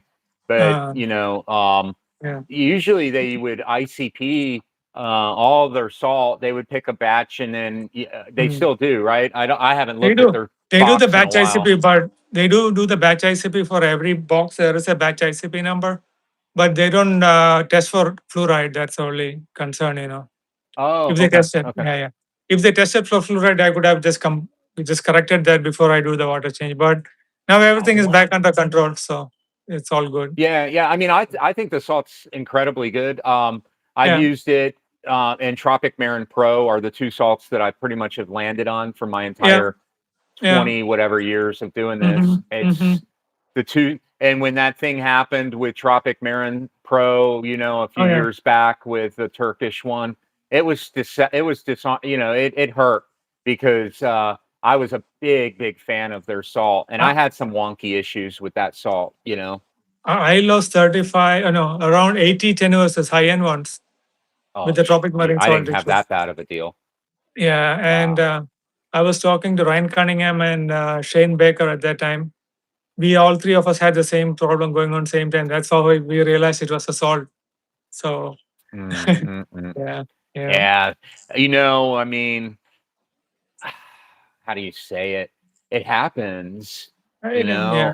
Mhm. every salt company at some point has had to take one on So the chin because pretty rough. except yeah, And, it was yeah. just their turn, unfortunately. I mean, it's hard work. I understand. Like you can easily mess it up because if the mixing is not right or some where you get the raw materials. You are not in control of every variable into making that salt. No. So I mean, I totally understand. I mean, but I wish Tropic Marine owned up and said, they made a mistake. But they never did that for the longest time. That's I've all. been a big fan of, I started with Aquaforest in 2015. I was Mm-hmm. one of the first adopters in the United States when it came out, Mm-hmm. and I Mm-hmm. was fortunate enough to work with them and and get closer with Mm-hmm. the team. But Yeah. I love their probiotic bacteria. I still use it. I use it all the time. I Oh, think me too. I use that too. Yeah, yeah, yeah. It's it's the nice. best, It's awesome. some of the Yeah. best shit I've ever used, Yeah. man. Pardon my French, but I love Rebiotic too. I use that stuff pretty regularly. I Uh-huh. use that's from FM though. I use the Life Source from Aquaforest. The mud. Uh-huh. It's a extracted mud from Yeah, Fiji. yeah. Awesome. Have you used that product? I mean, back in the day, I used the Fiji mud, the whatever work. I came in Okay. that big box. I never used it. No, after that, I want to try that out for sure. It's Yeah. actually it's pretty darn good stuff, man. Like, I I think it works really well. I do Mm-hmm. see a response in the system that's pretty Yeah. healthy. So I just use it as a broadcast, but I think Alan might use it as a layer in his sump, but I Yeah. haven't gotten really too far into that with him. It's kind Yeah. of an old plenum type thing he's working with. He's doing Yeah. some mad scientist stuff in there, but Yeah. Yeah. yeah, man. I really have. I've had good luck with a lot of the Aquaforest products. Yeah, me So too. I love their products. Everything is awesome. Like I mean, no complaints. Like the low fluoride and low molybdenum didn't cause an issue for me because I'm doing the monthly ICP and correcting them. So it didn't really cause too many issues. There was like from some minor issues, and so I had to just increase the daily dosage to accommodate for that, and then I also added to my fresh saltwater mix to take care of those things. So right. that was pretty much it. So I got a pallet of it last time, so I still got another Oh uh, gosh, that's and killer. the and the Because now 25 costs are buckets. going to go up tremendously, but we don't really want to get Yeah. into economics right now. But yeah, I think we're probably see an increase on certain things coming overseas. Exactly. But Mhm. yeah, man. I mean, they've always been good to me. I was Yeah. lucky enough to go out to MACNA in 2016 and Awesome. hang out with Aquaforest and Pacific Uh-huh. Sun and get to know those guys really well. And Uh, yeah, they're just really super cool people, very knowledgeable. I've always been drawn into sort of a European mindset, the way they mhm. manage their systems, the way they, Mhm. sort of set their reef tanks up and Oh yeah. utilize, like for example, I was a big fan of Siporax back in the day and using that in between partitions of the sump, allowing Mm-hmm. the flow to go through. So there's Oh a yeah. lot of these Yeah. clever things that Makes sense. Yeah. the Europeans did Mhm. that I thought were really effective. And Oh, very much. so I mean, very much. Like think about Zeovit. Like about 30 years ago, they figured out actually how to run a reef properly. I mean, nobody else has done that. So I'm a yeah. big, huge fan. Mhm. I was a Zeo head in Uh-huh. 2006, 7, and 8. And Uh-huh. I had a 70-gallon cube, 30 by 30 Uh-huh. by like 18, the old Marine Uh-huh. Land cube with a Uh-huh. 250-watt metal halide on it. Again, it sounds Uh-huh. very familiar to what was going on Uh-huh. with you, except on a Yeah. smaller Yeah. scale. And I Right. was wrapped with 6 T5s, and I Uh-huh. was running a 250-watt single in on on a PFO ballast with what was it? A radium bulb. Mhm. So Oh, nice. I had 6 T5s and a 250-watt radium over a little 30 by 30 tank. Oh, And nice. Yeah. I Yeah. like you, Oh I man, was that's a throwing lot. everything but Yeah. the kitchen sink at it, and I was running Zeovit. I Uh-huh. got iTech to make Uh-huh. me. iTech was out of Tampa. They were making skimmers. I don't know if you remember, their protein skimmers were killer. Oh, wow. Um, Okay. but Uh-huh. John from Fish and Other So, Icky Stuff fabricated mhm. an external Zeo Mhm. media reactor. It was one of the first ones designed. Instead of Oh, being in wow. sump, I didn't have the Okay. space underneath the cabinet to Yeah, yeah, raise the yeah, yeah. plunger up. So Oh he yeah. crafted me one so I could go behind the tank every day and do that behind the tank. So That's awesome. that was the good old Zeovit days. I know. I You're know. pulsing and you're pumping this thing and you're Uh-huh. going, well, I don't Uh-huh. know what the hell I'm doing. And then put this in there, and now Oh fast yeah. forward, I thought I knew what I was doing, and I've had to relearn this hobby a couple of times. But Yeah. Yeah. I think I kind Mm-hmm. of have a little bit of a better of an idea around bacteria and Mm-hmm. carbon dosing now. But yeah, it's always been a part of my reefy keeping. I don't know that I've ever run a reef not that way, on a natural method. I've done it on this reef behind me, but alas, Mm-hmm. I'm back to putting a little bit of probiotic bacteria in. No Mm-hmm. carbon source right now because there's algae. But Yeah, um, I always run into issue with the carbon source, so I really don't do a carbon source.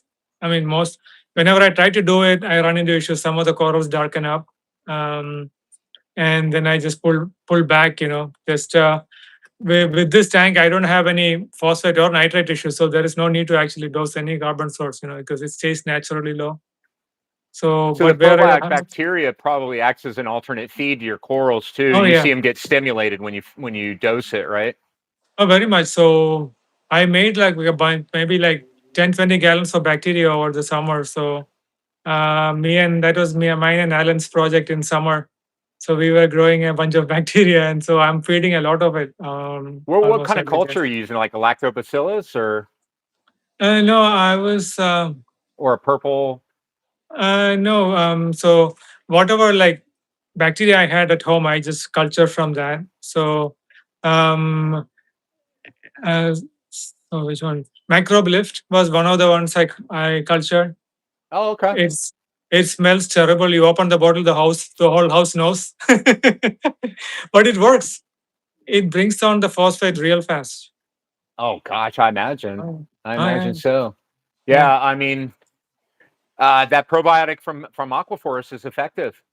yeah, It really yeah. is. It's quite effective. Mm, And I use mm, Zeovit too. The mhm, Zeobac with a uh-huh. calcium carbonate snow is like a cleanup, like a flocculent cleanup Oh once a yeah, week yeah, yeah. to Yeah. isolate any acidity that grows in the tank to sort of Mm-hmm, neutralize it. That's that old mm-hmm. Zeo method, remember Yeah, coral yeah, snow with yeah, Zeobac and Zeozyme, and you would yeah. mix them together, and that would be I your know. way of reducing Oh yeah. cyanobacteria Every because you would night I dose their remember mixing those ZO3. things. Well, the ZO3 always caused cyano, so it was uh, almost like a gimmick with them, for me at um, least. I always had uh-huh. cyano every time I dosed that shit, but it was Uh-huh. good. I mean, the corals were absolutely brilliant. So, Oh yeah, um, exactly. And the time yeah, when we that's tried the cool. Zeospar, it was really cool, like how they lighten up the Zeospar. Yeah, Dangerous but beautiful. I know. I used to use it before a Uh-huh. photo dump. So you remember Uh-huh. we would Oh have to use the DSLR cameras. I had yeah, a real nice yeah, camera, and I would put yeah. it on a tripod, and I Uh, would do 100 photos, select maybe uh, 10 out of a yeah, hundred, and then yeah. do the post editing, get them Hmm. nice and sharp. But before Yeah. I'd go into a photo shoot on my corals, a day before, 24 hours Mhm. before, I'd hit the tank with Zeospur. Yeah. And Oh yeah, it would light those corals up, dude. right away. Yeah, exactly. Yeah, It's I mean it's just dangerous stuff, but I know it's at the if you edge, know, You're living at the edge eh, with Zeospar. Yeah, yeah. But but it's I yeah. think like this, man. Like I've always used at least 50% or under Mhm. on anything I've ever used from KZ, Aquaforest, Fauna Same Marin. here. It doesn't matter what company Yeah. it is. I've Hmm. never Hmm. seen a full dose of any product that I've ever messed with. What even trace bacteria, Hmm. carbons, it doesn't matter what it is. I always try to err on the side of caution, sort of like you with your ICP test. I kind of try to Yeah. find that medium dose, go Uh-huh. gentle, and take my sweet time with it and just build it up and then see what happens as a result. So So yeah, Asser was asking what Zeospar has. So I think it has some copper in it, right? That's what I remember. I believe it has copper and it probably Yeah. has some other heavy metals. Yeah. Yeah, I didn't see that question, but yeah, um, And, my thing might not be popping the questions in, but yeah, and I think copper is what I would lean on with Zeospur. exactly. Exactly. Yeah. Yeah. Yeah. Yeah. Yeah. Yeah. And um, what was that? I use another brand of bacteria too. Let me find 1 second. Yeah, yeah, do your thing. This is what I've got working with y'all out there. I normally do a green screen, but today I'm letting y'all see the reef because for a little nano, she ain't looking too bad. This is the other one. This one is pretty good. The Oh yeah, yeah. yeah Oh yeah, the uh, the, ampules. yeah, the biodigest ampules. I Yeah. throw in a few of this every few days. Oh really? So yeah, it It's helps. because And I used to I thought it was like every 2 weeks, but I guess you can get it. I think that's a gentle dose though. When yeah, they do the recommended 1 ampule every 2 weeks or whatever, every 10 days or whatever the case may be. Um, right.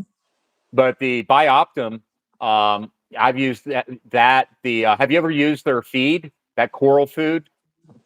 The Um, ampule of I think they call it Reef Frenzy or Reef what do they call it? It's like a oh no. mustard, like brownish color in the Oh ampule. really?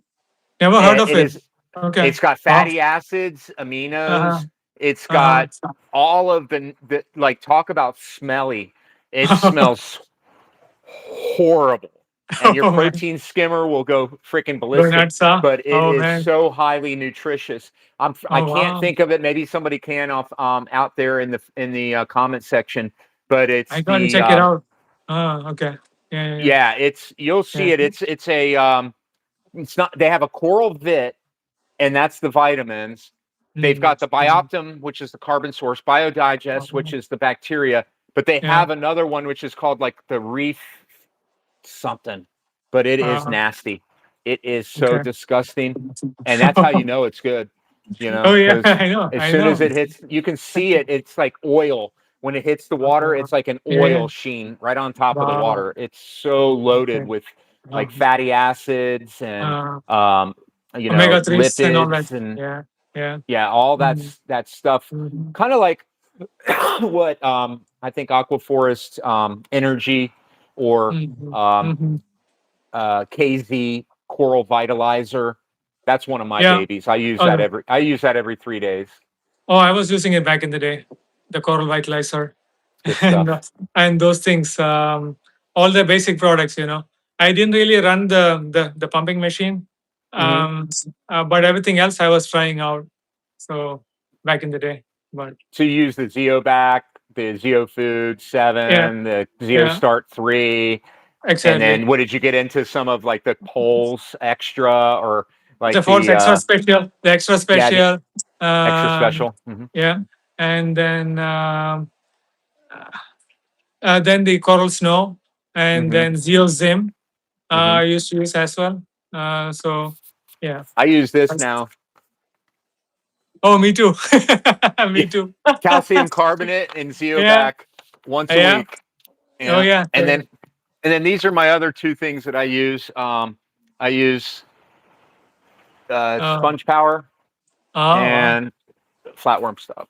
Which, Uh, if Rich is out there watching right now, he's probably shooting me a bird on that flatworm stop. He's not a big fan of it, but yeah. um, I think. yeah, the Yeah. some people have been reporting maybe some copper or something and had some really bad issues on ICP that were using it, and so I think that that the communities, some people in the reef community that were using it were a little frustrated, and obviously so if they've lost corals.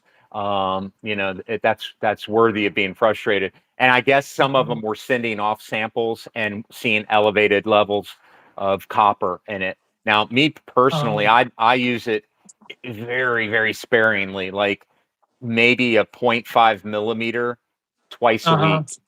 And Okay. in I see. this, and it's calling for about 10 times more than that. So I think Oh, that's where with Zeovit, they're super concentrated, a lot of their yeah. stuff. And Mm-hmm. so, yeah, but Right. it's just one of those And things, unfortunately, you know. And I wish they were a little transparent about what is in the bottle, and it's kind of you have to reverse engineer, to see what is in there in those bottles now, So I think people have found out what is in the flatworm Hmm. stock. I mean, people exactly know what is in there, by doing ICP tests. So I think it's had a bunch of trace elements, and anything that is organic, probably we don't know what's in there, but I'm sure Andre probably could have found out by now what the organic stuff in there is as well. So Yeah, I think you could probably determine it, but yeah, I personally, yeah, I'm at this time and space in reefing where I'm very, very content running a Berlin method with a little bit of probiotic bacteria, maybe mm-hmm. one drop of sponge power, one Yeah, half of a milliliter of yeah, flatworm sop 2 to 3 times mm-hmm. per week, a couple drops of Mm-hmm. coral vitalizer for extra nutrition. And then Mm-hmm. outside that, you can see T5. I'm still Yeah, running T5s. mm-hmm. I have a Reef Breeders LED. Sometimes I throw it Mm-hmm. on the tank. Mm-hmm. I may use it in place of the T5s at some point when I Mm-hmm. feel like I've got the corals grown out to where I want them, and I may convert on over. But I've been a T5 person for so long and had such great success with them. It's Yeah, just a matter of preference. That's all it is. And exactly, I think exactly. there's so many ways to do this. Oh, So I don't say anything negative on any other lighting. I just say that oh, not at all. T5 seem to work really well for me. Yeah, I still have my ice cap 660 retrofit kit sitting in storage. I want to use it sometime, when maybe when I'm setting up the next tank or something. I love those lights. And same with the highlights. I still got the ballast and the Oh, do reflectors you in really? store. Yeah, it is in my attic right there. So I just have to take it out someday. You could be like Rich, and he's got like a metal halide on one of his tanks just for the purple monster. And I'm Oh yeah, like, exactly. that's I can that's achieve that the one. most expensive purple monster in the history. You got like spending $20 a Oh month yeah. on the 250 Okay, watt bro. halide in electricity just to keep that purple Yeah, monster looking beautiful. But I he's know. lucky to have that coral, Mm, man. It's a prize, and I'm stoked that he has it because he yeah. was looking for it. And he's, man, I don't know if you've seen Rich Jackson's Reef, if you've Oh, seen his Jackson's, yeah. purple monster, but Oh yeah. his Yeah. purple monster is freaking gorgeous, man. So Oh, wow. Uh-huh. hats off, Uh-huh. hats off That's to awesome. him. Yeah, totally. That's the hardest coral to keep ever. Like, I mean, I'm like full respect for him. Ah, Yeah. it's funny, man. Like I got to know Alan because of like his dad's coral, and I've had a couple Hung's rainbows, and I have Uh, just that coral has given me such a fit. I've just never done well with it. And then the uh, jaw dropper, I've had it a couple of times, and so when I see like how Alan's keeping that jaw dropper, and oh like yeah, what it's he's been insane. doing, Yeah. it's just incredible, and it gives me hope that maybe one day I'll have another one again. But Yeah. That jaw dropper growth shows exactly how the concoction works, the growth pattern on it, the number of polyps it's getting. It's actually feeding on that food, to grow. I've never seen jaw dropper in that kind of structure, skeleton structure before. well, I've been interacting with Tim Uh-huh. Herman, who was Hmm. the OG of Yeah. that, Oh that yeah. strain, that lineage that Alan has. Yeah. And Hmm. when I showed him a picture of Alan's, he said, "That's not my jaw dropper." And I'm like, "Got to look a little bit deeper." And he's like, Yeah. "Oh my God!" He's like, "Are you kidding me?" He's like, "It doesn't even." He's like, "The colors are there." He's like, "But it Yeah. doesn't even look like it." I'm like, "I know." Yeah. Like that's what's incredible. He's like, Exactly. he's been able to get a coral Yeah. to respond to feeding and Hmm. actually morph the coral through the feeding response, which Hmm. I think is incredible. Like I just, Yeah. it's mind boggling to me. I So, know. The Hunks rainbow, I was able to grow a colony. Then I lost it, but I have my backup growing pretty well so far. All the smooth skin corals kind of have a good have I mean I have good luck with it in my shallow reef. For some reason I don't know why they all grow so well in there. so what is your favorite? Do you have any particular like, all right, so let's do this. This is always fun. I like to do this with everybody. What is Yeah. the one coral, if you could have the one coral, what would it be? Like, what coral is it that's on your wish list? So the Like one coral I try all the time and I fail is the SC orange passion. really? I always get it and I keep it keeps dying on me. So I'm trying to figure out what the problem is. So to fix that problem, just like the purple monster, I'm setting up this one tank here. This is the Aqua Wiz tank. Well, that's a killer tank, man. Yeah. This just came from Aqua Wiz, so I'm going to set this up to Oh, grow. wow. That is so cool, man. Oh, they've got a tank series now, like an all-in-one? Yeah. Yeah, all in one. It's like a Red Sea reefer tank. It has the plumbing, everything Wow. comes in one box. ATO Oh with a my refrigerant God, that's chamber and sharp. Man, look at the and plumbing on it. God, yeah. look at that. That is super slick. And the roller mat too. So you got the roller mat here. Oh my God. I would be yanking that out first thing me, but Let me turn the light on. So there's a light here too. So uh, yeah. Wow, that's pretty. Yeah. So yeah, I'm going to Wow. put the Pretty. SC orange fashion, maybe the purple monster, all those guys in this tank, Wow. Do you have a lighting set up for it yet, or So are you this still came. undecided, or? So the Straton X came out, right? So I'm really debating whether I should try out that one on this tank. Um, I heard so much good things about that light. So we'll see. Yeah, I'm trying to. Oh, here we go. I Mhm. wasn't having for whatever reason I wasn't able. Wow, that tank is sexy. Yes, it is. That Mhm. tank reef booster. There you go. Okay. I've got the Uh, comments. Yes, thank you, bro. oh, this Yes, this one. that's the reef booster. That shit is incredible. Yeah, Okay. dangerous Zeospur. Okay, yeah, Mhm. yeah. So we're all caught up. Yeah, that tank is Yeah. sexy, and that's why he needs to have a sexy corals, orange Orange passion, one of, fashion. and then you need a bigger's WD in there, and then a Oh, yeah. CC rainbow or a CC highlighter. To Pink me, those highlighter. are the three. Yeah. That's the three. And Jackson's rainbow. If you can get Oh, yeah. Jackson's rainbow, that Uh-huh. probably is another one of those must-have tinnies. Oh, yeah. I think Pirates has that one. I need to ask him for a piece of the Jackson's rainbow. Rich has gotten it back. Now he Uh, had that. He was the one who found that coral back in the day when he was running that cube tank of his back on Reef mhm. Central. And then he got out of the hobby, and luckily some people saved that coral. I think it was Reef Bum, and then I somehow Rich was able to get it back. So that's totally Uh, cool. I It's always see. nice to get your lovies back, like when you Yeah, get I know. like, all right, I'll tell you my one right here. Mhm. That got through my hands is I had both of them, the Pangs Purple Tip and the Thurman Sublime Granulosas, which is the Uh-huh. same coral.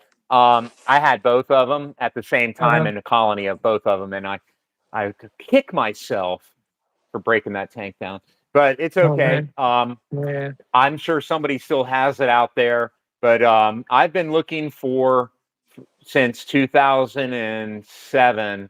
I've been Mhm. looking for the Dustin's Deepwater Acro from ORA. And I only know one person who had it, and that was like so long ago. So I don't know that anybody's had it. The closest thing I had to it was the JF Purple Blade Simplex. And I Oh. was Uh-huh. able to get that from Tim, who's AV 99, or you remember AV Oh, I mean, 99? oh, yeah, I know. I still talk to Yeah, him about some chorus. I Yeah. was able Yeah. to get it from him, and Uh-huh. then he's since lost it. So it's like the Blade Uh, Simp. So Jason lost his colony. Then uh-huh. he cut me a piece. I got it to about like that big, and Oh, it wow. was looking pretty. And then it just decided to bail. Oh, So man. it looked just like it though. It was deep purple, and it was starting to have them long, really funky looking branches. So Mm-hmm. Oh, yeah. He was, as he's saying, TGC Acrolandia. That was my favorite colony in my system. It's like literally on fire. The polyps are golden fire kind of polyps, and it's one I've of the seen it best. on your Oh, site. yeah, Yeah, yeah, yeah, yeah. That's it's my best that coral. one's incredible. Yeah, yeah. I'm trying to think. I'm a smoothie lover, but I probably because I had 15 different granulosas, Oh, yeah. and then probably another 15 to 20 other smoothies all at the Mm-hmm. same time, and I was building a pretty insane collection. And I see. so when I got out and then I got rid of everything, I started back here. and Hmm. I have some of my corals back, and my rock is all my Uh-huh. original rock. So Oh wow. I'm just gracious to be in the hobby. But I do have a few corals that are pretty cool. I have a splice. I mean, I know people most Yeah. that's kind of common now. Yeah. Yeah. The one I really like is the Cookie Monster from Matt V. Oh It's a yeah. blue Yeah. tenuous, Uh-huh. and I love blue tenuous. For some reason, when you find a really good like Papa Oh yeah. Smurf or something in Or that realm, man, those things are just so beautiful. or So like the what's the Tyree Superman tenuous, I have it. yes, that one is It's absolutely beautiful. right Look there, at that. yeah. Yeah. Do you remember the Roscoe's Blue from ORA? No, no, I've never heard of that. It was a different type of tenuous, but it was super cool. Look at the Uh, fluff. Oh, yeah, your that corals are so fluffy. those millies Look, love it in this excuse me. spot, Look at That, the that's it. millies. Goodness gracious. What are those sunset varieties right there? Yeah, this is the Jason Fox solar flare, Oh, the solar flare. and this one is something similar from SBB corals. The one And ahead of it, like with that purple, like that lavender base and the yellow oh, polyps right there. Yeah, this is that a is. this is a wild tenuous I'm trying to aquaculture from Malaysia. Oh, that's a tenuous. See, Yeah, sometimes tenuous and millies can look very similar. That is a and very beautiful coral, by the way. thank Lavender you. gets me every time. Man, that is gorgeous. Yeah, yeah. Wow, look at that. And they got the mint one. Oh my I gosh. know you like the smooth skin, so I'm trying to Yeah. get this one to grow. It's a What is that? Malaysian The smooth Kim de la skin. Creme? No, it's a wild Malaysian smooth skin. Okay. So yeah, Yeah. it's a Malay. I think the creme de la creme is also a Malaysian. It looks Oh yeah. very similar to it. Oh, the creme de la creme. I do have a colony in the other Oh, tank. you do? It is Does it more. have a similar grow pattern? Oh no, no, it is so crunched up. It's like so tightly packed. It's Oh, very, it's very. tight. Yeah, yeah, super Does tight. it have those red polyps on it too? Yeah, yeah. They do does have the red polyps though. Yeah, yeah, yeah. Yeah. That And that's an incredible looking piece right there. Wow, look at that. this is the Sir zombie land. Hansel, The Zombieland. TSA zombie land. Yeah, and Beautiful. this one is supposed to be Tusis granulosa, but it's ended up being something else. Very gold. Yeah, I love the gold. yeah. I love gold. Little And then Austin Powers plug there. Wow, look at that. RR Raven. That's a Reef Raven. It's the hardest thing, man. It just sitting. It doesn't get any new growth, but it's starting to sprout out from the other side finally It after looks like a like it's year. got some funky ass tip going on there. Yeah, yeah. That is That is after cool. That's cool though. that's after 1 year of sitting there. 1 year. Yeah, I've had Yeah, Millies do that, dude. Like just sit there and do absolute like a bubble gum, like yeah, uh like the old sniper SPS. Remember that one? yeah. Wow. This is probably Acrolandia or SKA Jackpot. It's the same similar color scheme as Acrolandia. This one. That is Yeah, super beautiful, man. thank you. Wow. And and Yeah, see, the hard part about like interviewing all you acro maestros is not wanting to have, fighting the willpower to resist. Because I try to diversify myself in all of my hobbies. So it's like I kind of very stoked to just have this little thing right here. I mean, it's nothing major, but it keeps me salty. It keeps me engaged. It mhm, keeps the mhm, spirit of reef keeping flowing, which I think for me is good. I think I'm sort of mhm. designed to do this. I caught an octopus as a little boy and kept it in a Mhm. bucket for Oh a wow. day and realized I Yeah. wouldn't be able to keep it.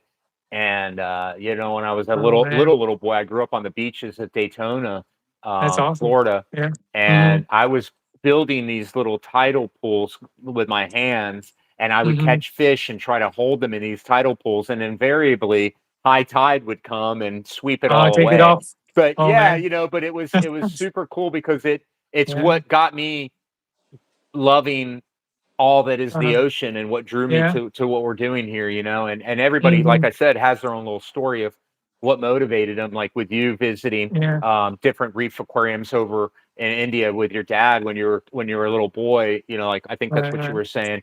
It Yeah. just it's something that resonates, and Mm-hmm. Mm-hmm. and I'm just stoked to have the opportunity to see your passion, because you definitely have a lot of passion. I mean, this new Aqua Wiz system tank that you have, Mm-hmm. that's going to be incredible. I look forward to following the journey on it. So, Mm-hmm. Mm-hmm. down the road, when you get it going and you have it set up, I hope that I get a chance to go live with you and see some Yeah, definitely. details Yeah. on it, Of course. Yeah. because that'll be super cool.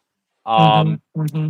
so you are basically, are you doing like cut to order as far as your corals are concerned? Do you do So a right. seasonal cut, or Um. are you always like, are you looking at the market and trying to figure out what's going on and trying to always have like a little bit of a backup with frags of a particular coral, or how is your strategy, because you do only have so much space, what it boils down to, and Mm-hmm. so you probably have to make a decision on like how many colonies or how many species, like Yeah. what your portfolio for corals is going to look like. So do you want to share like kind of Yeah. what your strategy Mm-hmm. is, and all of Um. that? So I try to do specific frags, but the problem is that I have specific frags that grew into 14-inch colonies, It- so basically all my tanks are filled up now. So all I do is cut to order. When somebody asks me, I Yeah. cut and let it grow and ship it out. But I'm working on some additional tanks. So I'm hoping to eventually have a specific section, Hmm. where I'll have an assembly line of fracs, going on. So that is the Well, I plan for noticed that. some crossover between you and Alan's tank. So Mm, I know that you guys are probably pretty intelligent enough to know to back each other's up. So I'm sure you mhm, have some sort of redundancies built in your local community. And I think that's mhm. stuff that I've been trying to bring awareness to is, like, yeah, we want to sell corals, but we also want to make sure and hold certain corals we don't want to lose. Oh, And, totally. We and do. so, I think there probably needs to be sort of a strategy of finding Very much. your reef Yeah. fella that you want Hmm. to back and share with. So if you want to speak on that too, by all means. But I see a lot of very very similar, beautiful, very well polyped, very hungry, and happy acros, and it very much looks similar to what Alan's doing. So kudos on that. And Hmm. like I said, cut to order, a very good strategy right now, Hmm. Hmm. specifically Yeah. to avoid having 14-inch, 20-inch colonies growing off of a frag you cut a year ago. Exactly. Especially when you're successful. Yeah. Like when I was running my smoothies, I was Hmm. getting to the point with it where I kind of decided for seasonal cuts because I Hmm. thought that they were that special of coral. So depending Right. on your coral, you can build sort of an awareness around like, I want to be on the list for this, or I want to be on the list for that. And I'm sure So you have a clientele that's like that. this was a Wow. frag, that became a Wow. colony. It's like across. Hmm. It's this big now. It was sitting there. So I don't know what to do with this now. It's going to be a porch coral, Put it out in the porch. Yeah. And And then sometimes you get to the point where you're just like, all right, well, it's going to be calcium reactor media now, baby. Like it's cheaper for me to break yeah, it up and dry it out in the sun and then sterilize it and then throw it in the reactor. Sometimes it's exactly. cheaper to do it that way. Yeah. Hmm. Hmm. Yeah, It's too exactly. bad, but it's a Right. reality. It's like I was talking to I Alan. know. I said every acro keeper has a boneyard. We all have a boneyard. Oh, I You do. know. Yeah, me too. I have a few tropic marine buckets full of it.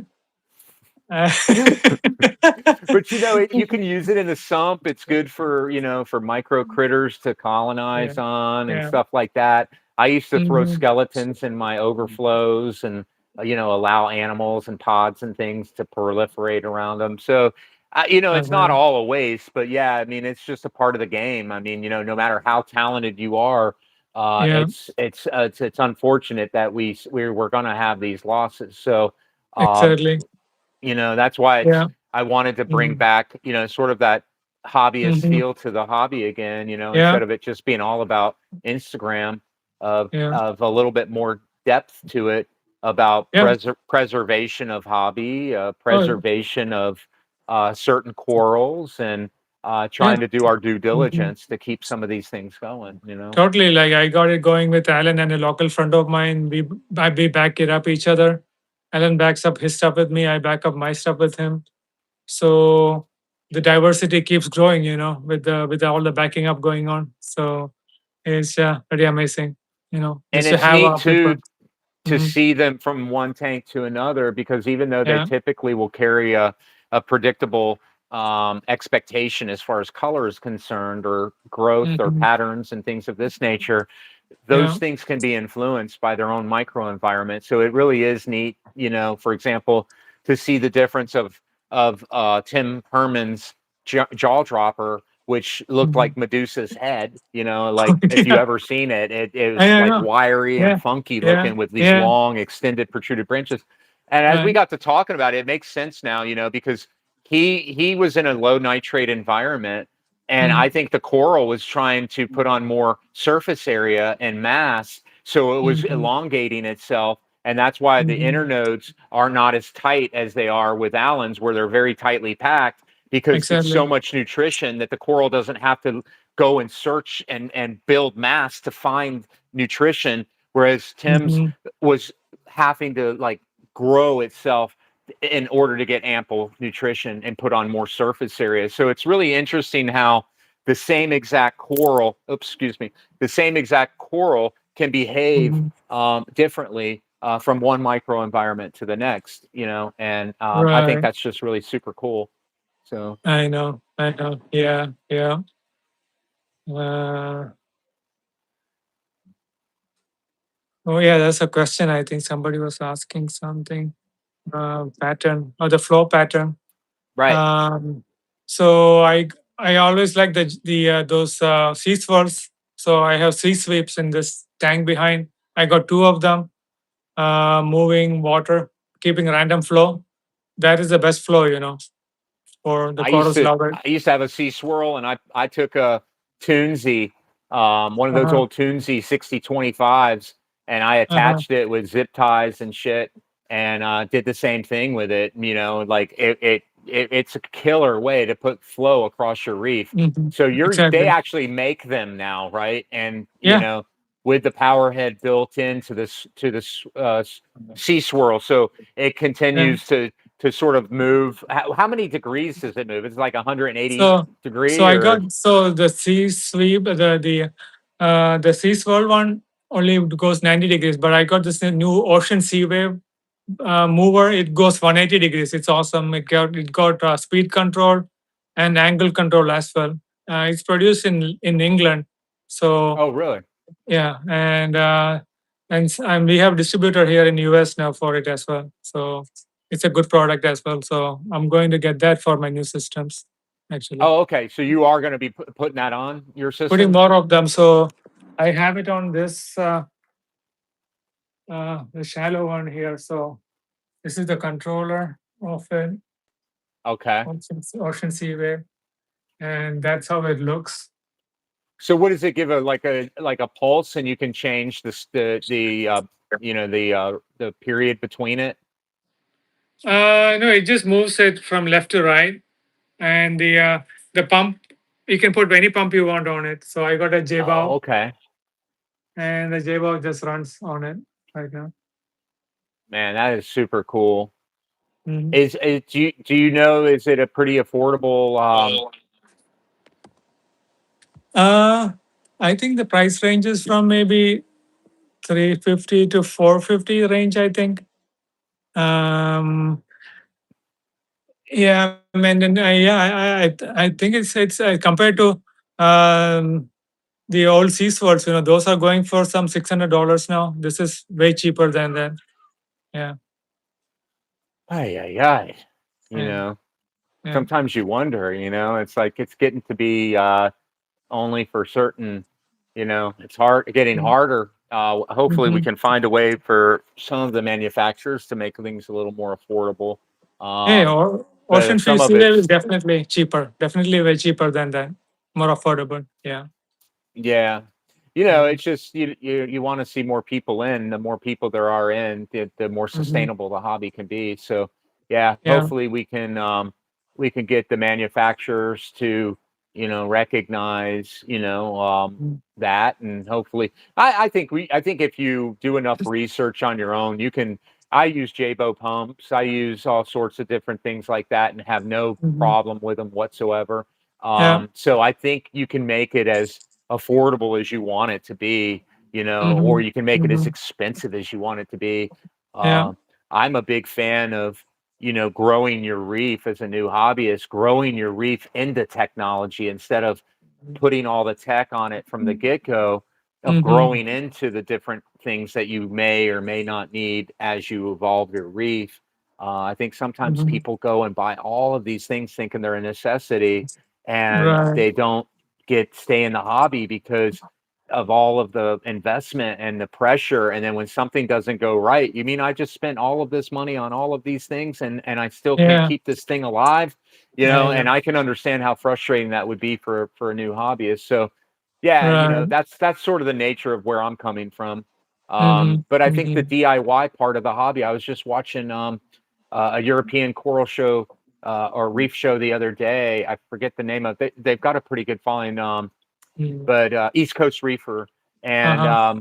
they had a whole section on. It was all about DIY, and Mm. I tuned in. I watched it for a good hour, because Uh, um, uh-huh. I'm big into DIY. Yeah, yeah, So, yeah. Especially with a 3D printer, you can make so many things. It's so easy to make stuff. yeah, I Yeah. don't have one of those. Do you? Mm. I do have one, but I need to find the time to use it. That's a problem. Yeah. I mean, you're growing Yeah. corals. I mean, Yeah. is that your full time deal right now? I mean, No, this is and my so you're part-time, yeah, side gig. Yeah. wow. So you're a busy So, dude. yeah, You yeah, know. yeah. Wow. Exactly. Well, thank you Yeah. again. Mm. I know taking you away from your schedule on a Friday afternoon at this time is tough. So, um, if anybody has questions out there, I would really love, love, love to have you back in the Definitely. future. Especially, I didn't really get into Aqua Wiz today just Mhm. Mhm. because I've been really, Alan's been showing graphs and we've been going really far Mhm. into it. So I Mhm. kind of wanted to give you a whiz break. I'm sure you kind of that sounded off, but I kind of wanted to give you a break on the Aquas. I'm sure you probably are inundated with questions and stuff like that. Um, Uh, but I think it's probably in I think it came out in 2025. But I would almost say for 2026, if it were announced in 2026, it would probably still be the product of the year.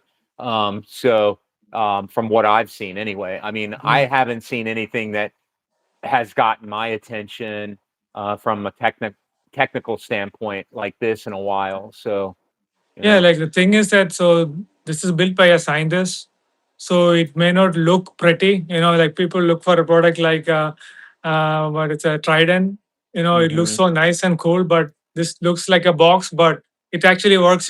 Gives you the accurate readings of and the scientific insight into what's going on in your tank, basically. So and I mean the box will be finalized later when we have the final product.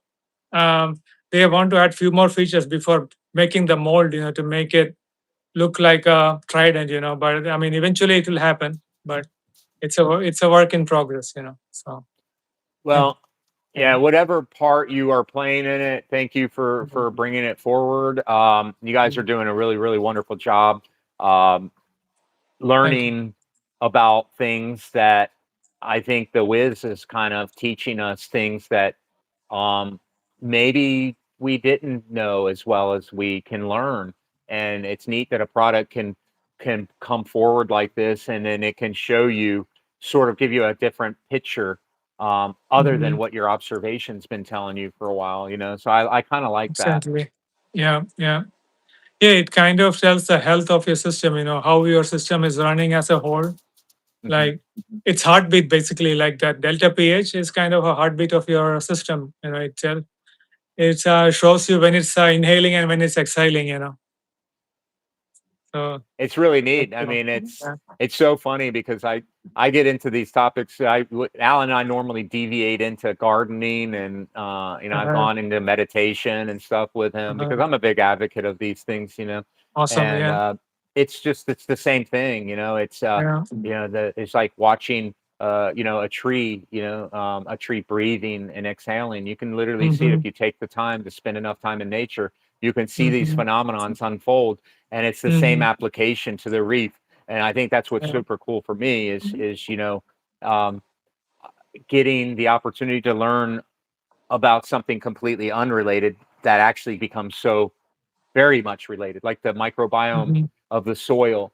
And Exactly. I've started studying into what quorum sensing is, and its predictability in the microbiome, and how it Mm-hmm. builds intelligence within Uh, the microbiome of the system. And it's right. like Right. akin to the mycorrhizosphere, Mm-hmm. or the Mm-hmm. mycorrhiza and the rhizosphere of the soil, Yeah. and how that fungal network works, Mm-hmm. Oh yeah. and in the Yeah. communication of it. It's fascinating, and Very much. it's nothing more than a microbial system that is no different than the microbial system of a reef, which is no Mm-hmm. different from the microbial system of my other passion, which is health and anatomy, and Mm-hmm. becoming the best, healthiest version I can of myself through what I consume, and understanding how the microbiome of the gut Very much. operates. Very much. Yeah. You You can know, be your own doctor. You know what your body wants, right? So you fix things yourself, basically. Yeah. I think Right. so, but I don't like to tout that. I just feel like I play a lot of these experiments on my reef. Uh-huh. I play these experiments in the garden, and I do them on my Mm-hmm. body. Mm-hmm. I push the threshold. I've been sipping Gotu Cola tea, Mm-hmm. which is a Brahmi. If you're from India, so you probably know Yeah. all about the Yeah. Brahmis Yeah. and how Yeah. sacred Rami. they are. Yeah. Yeah. Yeah. Yeah. And I grow Bacopa Yeah. Maniri is how they say it. Bacopa Okay. Maniri and Gotu Cola are two Uh, confusable Brahmis. So oh wow. some people argue which one is the true Brahmi. So I got both of them, so there's no argument. So I have both, Okay. but I make hot tea and I That's so enter it cool. into my diet. I'm Awesome. a Yeah, I'm sending out a sample to Alan, because I'm like, Uh-huh. if this does to my brain what it Uh-huh. does to his brain, or your Uh-huh. brain, like a brain like Uh-huh. yours or his, Uh-huh. I would be scared to see how much more intelligent you guys could get, because it reinforces Oh. neuroactivity. It's a Oh, amazing. neurotropic, Okay. which Yeah. is Yeah. Yeah. for the mind.